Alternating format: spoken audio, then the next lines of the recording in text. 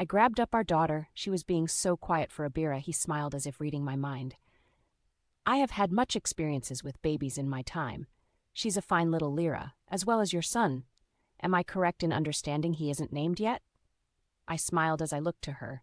Yes, the foals or boys are not named till much later, Abira smirked. That must be confusing at times. I nodded. Yes, but once you are used to the ways, you start calling out for the son of Colt, or whoever's child it is. Many take on the name of a relative in the family or something that has to do with them. I do always have names on the mind, but it's tradition. Colt put out his arms to hold his daughter. My little firefly, let's find your brother. We all stood leaving the hut, walking about. I could see the field where Sam was and the other older boys, but not our son. I saw some worried looks amongst the herd and a group around where Traveler was. As we walked over to Traveler, in his arms and paws was our son sleeping, curled up. Traveler looked to us as Abira looked on, holding back more tears. The best he could. I could see what he was seeing. This would have been Colt's upbringing, if he would have been with his father. Abira snapped himself into a chuckle. Well then, Traveler, I see you already made a friend. Traveler looked to the king.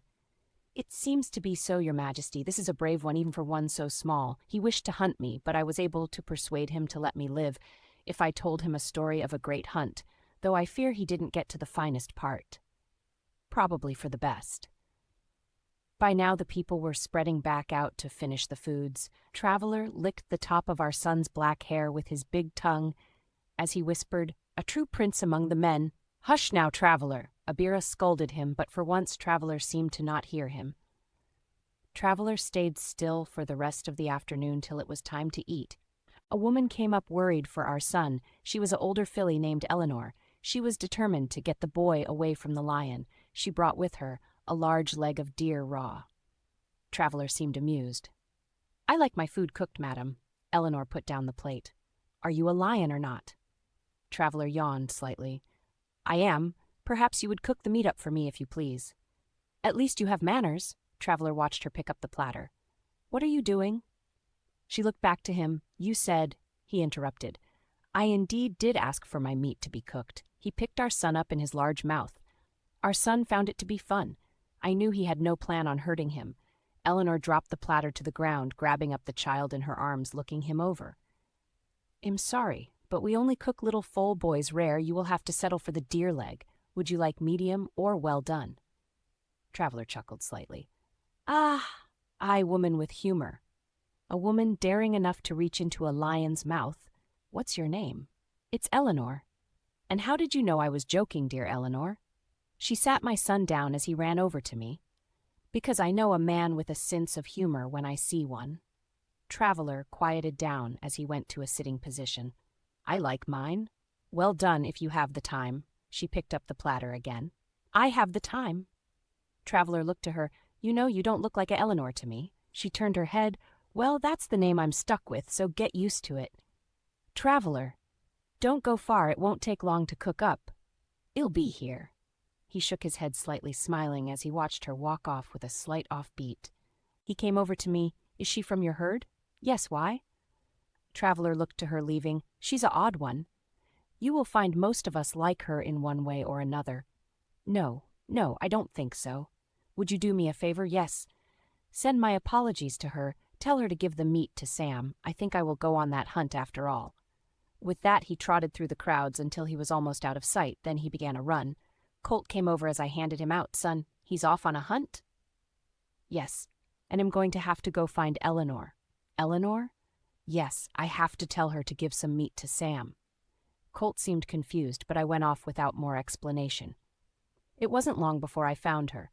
Traveler sends his apologies, but he had something come up. He said, "Give the meat to Sam." Eleanor was basting the meat on a spit. "I see. I hope I didn't offend him. I was just trying to be friendly." I'm sure he saw it as just that, but his kind sometimes needs a hunt. "Kind? What kind would that be, my mare?"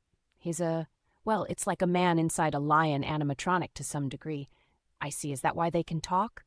"Yes, I see. Well, I'll go ask the cub how he wants his cooked." And then she left to find Sam.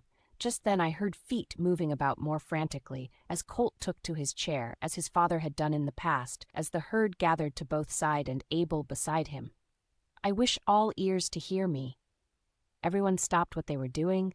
The fire lit up the space. Many things have changed since I was last here, and much for the better, but much has changed for me as well, you see. I found much on my journey, including putting pieces of my past together.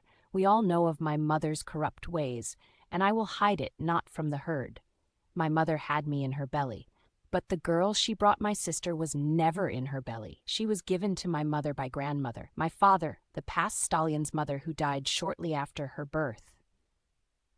He took her as his own, and I still see her as my sister. The herd started to talk in a hush, but Colt stopped them. And Abel here is my brother by blood. My mother before dying gave birth to him so young, but he was sent to Harltz for survival by my father's second Gulder. My father not in that knowledge, my father thought that when she died, so did the hope of any children of him to survive from her. When Abel was returned to the herd as a unicorn, my father knew not it was him for many years. My brother and I have spoken. I don't wish to challenge him, nor does he wish to challenge to be a stallion. So at a rare case we have agreed to join our strengths. Both of us shall be a stallion in the herd. From this moment on, he shall be as I in all things. If we have question, we shall form answer together.